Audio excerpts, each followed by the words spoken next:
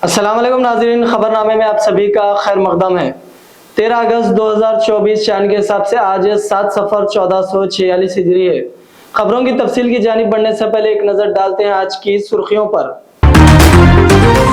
Iran बहुत जल्द Israel पर हमला कर सकता है, अमेरिका ने दिया इंतबाह।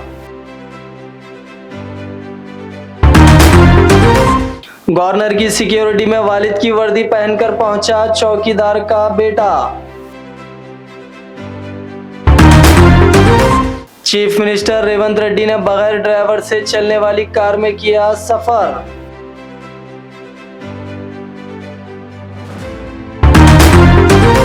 हैदराबाद में 14 करोड़ रुपए का हशीश का तेल जब्त, 2 अफराद हुए गिरफ्तार। तारीखी गुलजार हौज में बारिश का पानी हुआ दाखिल, खूबसूरत बनाने के काम रहे अधूरे। तो नाज़रीन इकराम, सुर्खियां आपने देखी, अब बढ़ते हैं खबरों की तफसील की जानिब। अमेरिका ने मशरिकी वस्ता में जारी कशीदगी के तनाज़ुर में इंतबाह दिया है कि ईरान इसराइल के खिलाफ जल्द ही हमला कर सकता है। व्हाइट हाउस के कौमी सलामती के तर्जुमान ने कहा कि इसराइल और उसके इत्तेहादियों को ईरान की जानिब से जारी हफ्ता मुमकिना बड़े हमले के लिए तैयार रहना चाहिए। हमास के रहनुमा इस्माइल हानिया की 31 जुलाई को तेहरान में शहादत के बाद इस खते में कशीदगी में इजाफा हो चुका है। ईरान ने इस्माइल हानिया के कत्ल का इल्जाम इसराइल पर आयद करते हुए रद्द अमल में जवाबी कार्रवाई का ऐलान किया था।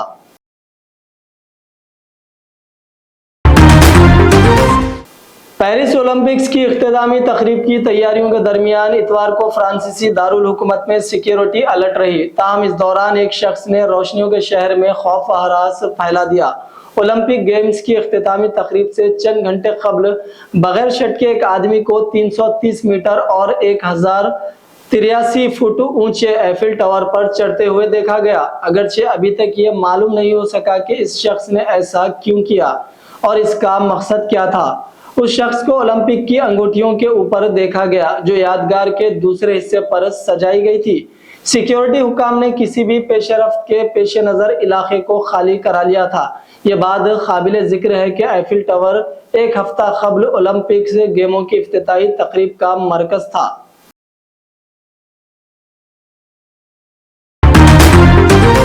तेलंगाना के चीफ मिनिस्टर रेवंत रेड्डी ने अपने दौरे अमेरिका के मौके पर सैन फ्रांसिस्को में बगैर ड्राइवर से चलने वाली वेमो कार में सफर किया। वेमो कंपनी जो गूगल का सेल्फ ड्राइविंग प्रोजेक्ट है, उस कार को जदीद टेक्नोलॉजी से तैयार किया गया है। वजीर इंडस्ट्री श्रीधर बाबू भी जदीद टेक्नोलॉजी की इस कार में मुतासिर कुन मुजाहिरा देखने के लिए उनके साथ शामिल हो गए। चीफ मिनिस्टर रेवंत रेड्डी अपने दौरे अमेरिका को खत्म करते हुए कोरिया के लिए रवाना हो गए। सरमायाकारी को रागिब करने के लिए अपने अमेरिका के कामयाब दौरे के इख्तिताम के बाद चीफ मिनिस्टर रेवंत रेड्डी ने कोरिया के दौरे का आगाज किया। चीफ मिनिस्टर ऑफिस की जानिब से जारी करदा एक बयान में कहा गया कि अमेरिका में अपने दौरे के दौरान चीफ मिनिस्टर ने 50 से ज्यादा business meetings, 3 round table conference और कई फील्ड विजिट किए। सीएमओ का कहना है कि उन्होंने 19 सरमायाकारी के मुआहिदों को अंजाम दिया, जिसमें रियासत के लिए कुल 31,500 करोड़ की सरमायाकारी और 30,750 नए मुलाजिमतें हैं। इसी दौरान सोशल मीडिया प्लेटफॉर्म एक्स पर रेवंत रेड्डी ने इस खुसूस में एक पोस्ट करते हुए कहा कि उन्हें खुशी हो रही है कि कोरिया के दौरे का आगाज बहुत मुस्बित अंदाज में हुआ है। उन्होंने अपने दिन का आगाज कोरिया के सबसे बड़े सनती ग्रुप में से एक कॉर्पस एलएस से किया, जो पहले एलजी ग्रुप का हिस्सा था। इस ग्रुप के जिम्मेदारों के साथ वसी तर तबादला ख्याल किया गया।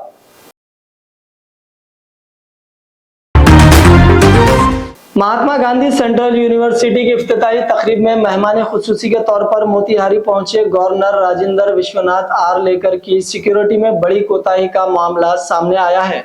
दरअसल गवर्नर की सिक्योरिटी में घोड़ा सहन के एक चौकीदार राम जतिन यादव की ड्यूटी मुकर्रर की गई थी, जिसने खुद ड्यूटी करने के बजाय अपने बेटे प्रकाश राय को अपनी वर्दी देकर ड्यूटी करने भेज दिया था। यह मामला उस वक्त सामने आया जब चौकीदार के बेटे ने सेल्फी ली और तस्वीर सोशल मीडिया पर पोस्ट की। यह तस्वीर वायरल हो गई है और लोग इस वाकये को गवर्नर की सिक्योरिटी में कोताही करार देते हुए तरह तरह के तबसरे कर रहे हैं। लोगों का मानना है कि गवर्नर के प्रोग्राम में चौकीदार की जगह उसका बेटा ड्यूटी करने कैसे आ गया। क्या ये सिक्योरिटी इंतजामात में लापरवाही नहीं है? इस मामले में मोतिहारी के एसपी ने कहा है कि मामले की जांच के बाद मुनासिब कार्रवाई की जाएगी। तेलंगाना के सरकारी मुलाजिमीन बशमूल TNGOs, उस्ताजा, गेजेटेड ऑफिसर्स और वजीफा याबों की तंजीमों ने नई ज्वाइंट एक्शन कमेटी तश्कील दी है, जो मुलाजिमीन के ज़ेरे इल्तिवा मसाइल की यकसोई के लिए जद्दोजहद करेगी। पीर को नामपल्ली TNGO भवन में एक इजलास मुनक्किद किया गया, जिसमें मुख्तलिफ मुलाजिमीन तंजीमों के 15 कायदीन के साथ एक स्टीयरिंग कमेटी तश्कील दी गई। इस मौके पर मीडिया से बात करते हुए उन कायदीन ने कहा कि कांग्रेस हुकूमत को इख्तिदार में आए 9 माह हो चुके हैं, लेकिन सरकारी मुलाजिमीन को दी गई किसी भी वादे को पूरा नहीं किया गया। GAC कायदीन ने कहा है कि वो 15 दिन से अपने मुस्तकबिल के लाया अमल का ऐलान करेंगे। कांग्रेस इख्तिदार में आकर 9 माह हो चुके हैं। PRC DA देने का वादा इंतखाबी मंशूर में किया था, लेकिन इस पर कोई रद्द अमल नहीं आया। 4 DA ज़ेरे इल्तिवा है। उन्होंने पुरानी पेंशन स्कीम CPS को खत्म करके OPS फौरन नाफिज करने का मुतालिबा किया, जिसको कांग्रेस के मंशूर में शामिल किया गया था।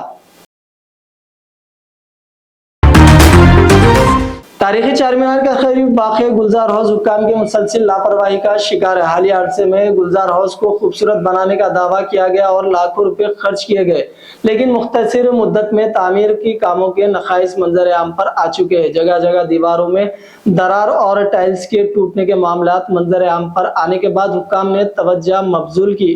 तारीखी हाउस को खूबसूरत बनाने का दावा किया गया था, लेकिन बारिश का पानी हाउस में दाखिल हो गया, जिसकी नकासी का कोई इंतजामात नहीं है। आखिरकार बल्दी अमले की खिदमत हासिल करते हुए हाउस से बारिश का पानी निकाला गया। शदीद बारिश के सबब सड़क से बहता हुआ पानी किस तरह हाउस में दाखिल हो गया, जो इस खूबसूरत हाउस के लिए खतरा बन सकता है और मच्छरों की अफजाइश भी मुमकिन है।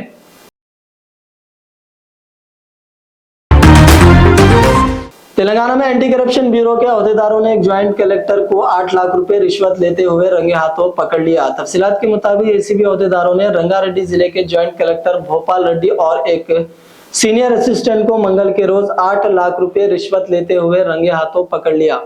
अराजियात का रिकॉर्ड महफूज रखने वाले दुरानी पोर्टल से एक जमीन को ब्लैक लिस्ट से निकाल देने के लिए मतीम रेड्डी नामी एक शख्स रंगारेड्डी जिला कलेक्टर से रुजू हुआ था, जहां सीनियर असिस्टेंट ने दरख्वास्त गुजार मतीम रेड्डी से कहा कि वो दुरानी की वेबसाइट पर ममनुआ फहरिस्त से 14 गुंठे जमीन को हटा देंगे।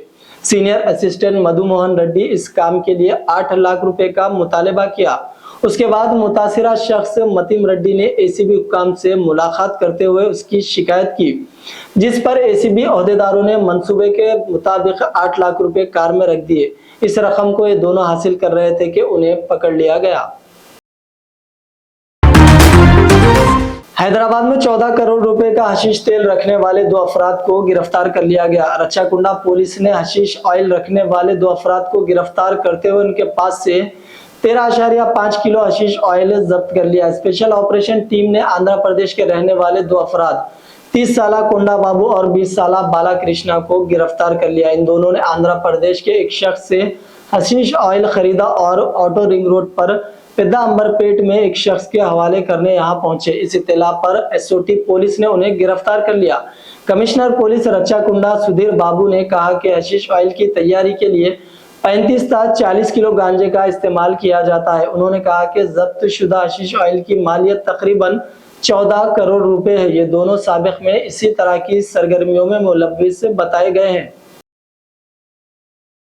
तो नाज़रीन किराम, ये था खबरनामा। आइए डालते हैं फिर एक बार सुर्खियों पर एक नजर। ईरान बहुत जल्द इसराइल पर हमला कर सकता है, अमेरिका ने दिया इंतबाह। गवर्नर की सिक्योरिटी में वालिद की वर्दी पहनकर पहुंचा चौकीदार का बेटा। चीफ मिनिस्टर रेवंत रेड्डी ने बगैर ड्राइवर से चलने वाली कार में किया सफर।